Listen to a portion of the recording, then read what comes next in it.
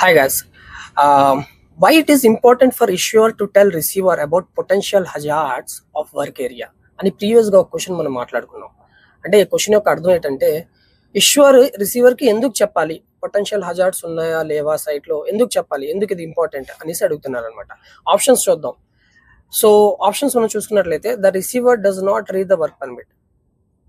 Maybe receiver permit క్లియర్గా చదవలేదేమో అందుకు చెప్పాలి, కాదు.